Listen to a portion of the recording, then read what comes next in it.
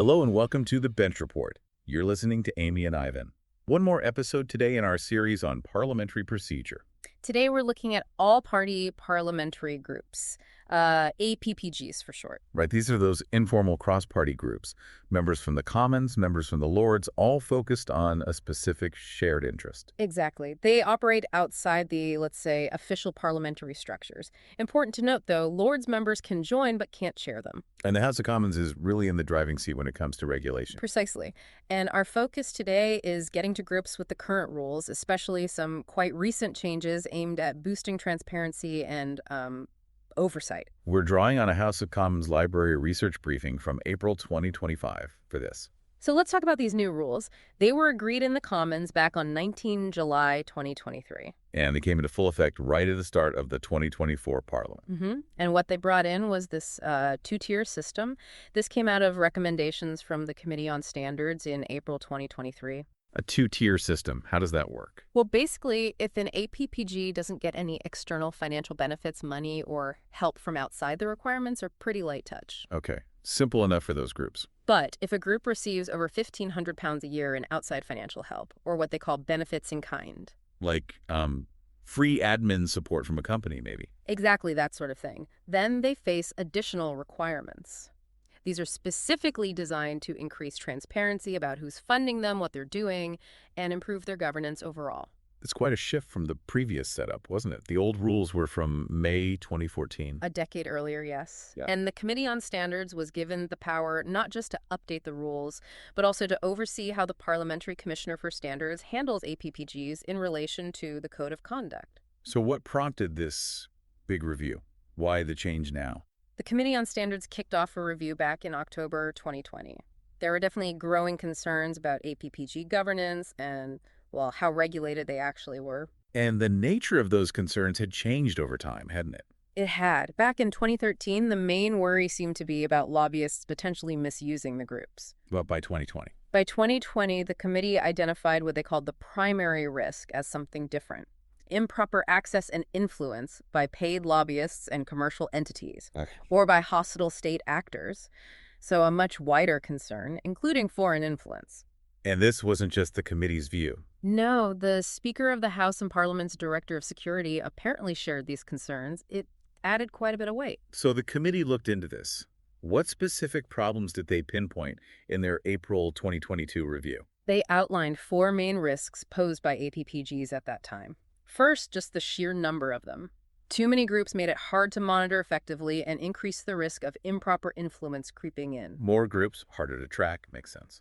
What else? Second, a lack of transparency. It wasn't always clear who was funding these groups or providing their secretariats the administrative support. That links to the third point, I imagine. It does. The third concern was specifically about who should even be allowed to provide these secretariats. Could anyone just step in? And the final point. A need for stronger regulatory enforcement. Basically, tougher rules and making sure they were actually followed. Okay, so those are the problems. What did the committee propose to fix them in April 2023? This is where the two-tier approach comes back in. They felt applying the strictest rules across the board might be disproportionate for smaller groups without much external funding. So differentiate based on financial activity. What rules apply to everyone now? A few key things for all APPGs. An MP can now only be an officer like chair, vice chair, treasurer, and a maximum of 6 APPGs. Stopping individuals spreading themselves too thin, perhaps. Possibly, yes. Also, every APPG now needs at least 4 officers. Ensuring a bit more collective responsibility. And if Parliament requests information, the APPG has a firm 28-day deadline to provide it. Plus, all groups now need to publish annual income and expenditure statements. Transparency across the board there. And for those groups getting over £1,500 in benefits, what are the extra hurdles? They have more reporting to do. An annual report is now mandatory for them. Okay. They also need to hold a formal annual general meeting, an AGM. And crucially, this AGM must be chaired by someone who isn't a member of the APPG itself. An independent chair for the AGM. Yeah. And minimum attendance. Yes, a quorum of 8 members is needed for the AGM to be valid. And perhaps one of the biggest changes is that the 4 required officers in these higher benefit groups are now jointly and severally liable for making sure these extra rules are followed. Jointly liable, so they all share the responsibility legally. That's the idea. Although the chair still holds overall responsibility and acts as the registered contact, this shared liability aims to embed compliance more deeply. Any other major changes for these groups? A very significant one, effective from 16 October 2023, a ban on foreign governments providing or funding APPG secretariats. Just foreign governments, specifically. Yes, initially. The UK government agreed with the 2-tier approach generally, but they did suggest maybe thinking about extending that ban to all foreign organizations, not just governments. That's something for potential future consideration, perhaps. Implementing all this must have involved some phasing in. What were the transitional steps? It wasn't an instant switch. Initial plans were published on 18 July 2023, but they got tweaked. Originally, the foreign government secretariat ban was set for 16 October 2023. Oh, okay, that date stuck. Yes.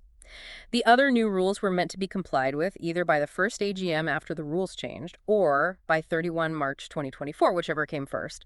They even allowed virtual meetings for a while to help groups get the 4 officers sorted. And a compliance check was planned. Yes, an audit in April 2024 with the possibility of deregistering non-compliant groups by the end of March 2024. But there was some debate on the 19th of July 2023. Feedback from MPs. Seems so. The committee promised to look at the suggestions made. And did they revise the transition? They did, fairly quickly. Revised arrangements came out on 12 September 2023. The foreign government ban date stayed as 16 October 2023. Okay. And the deadline for complying with the other new rules also stayed as 31 March 2024. So what changed in the revision? The key change was the 6-officer limit per MP. That was pushed back. It would only apply from the start of the next parliament. Giving MPs more time to adjust their commitments. Precisely. The allowance for virtual meetings until March 2024 remained, as did the compliance audit and potential deregistration timeline. So the rules are in place. Has it made a difference? What do the numbers show? The numbers are quite telling, actually. Looking at the figures from 2018-19 through to 28 March 2025, well, there's been a dramatic drop. How dramatic? In the 2023-24 session, there were 722 registered APPGs. By March 2025, for the 2024-25 session, that number had fallen to 450. Wow, that's nearly a 40% reduction. A huge drop. It really is. And that's reflected across both subject groups and country groups. We don't yet have the specific figure for how many of those 450 are registering benefits over the £1,500 threshold for 2024-25. That'll be in the next official report. Yes, from the Parliamentary Commissioner for Standards. But remember, since 31 March 2024, groups have had to report those benefits over £1,500 from a single outside source within the year. So wrapping this up, it seems these new regulations have had a pretty immediate and significant impact. Definitely looks that way. The clear aims were boosting transparency, cutting down the risk of undue influence, particularly from foreign governments and commercial entities. And that steep fall in the number of active APPGs strongly suggests the new rules, the higher compliance burden for some, and perhaps the officer limits, have directly led to a consolidation. It seems to be a direct consequence, yes. Fewer groups, but hopefully better regulated ones. A fascinating look at how Parliament tries to regulate these less formal aspects of its work. Indeed. An ongoing process, no doubt. Back to debate topics next week. As always, find us on social media at Bench Report UK. Take care.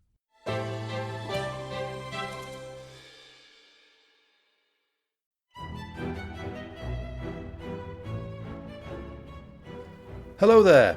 This is Tom, the producer of The Bench Report. Listener suggestions are vital to my mission of making politics more accessible and accountable. So, if you have an issue that's really important to you, personally or professionally, and want to know what those in power are doing about it, please get in touch via email or via our socials at Bench Report UK. I'll grab another coffee and start scanning those parliamentary archives.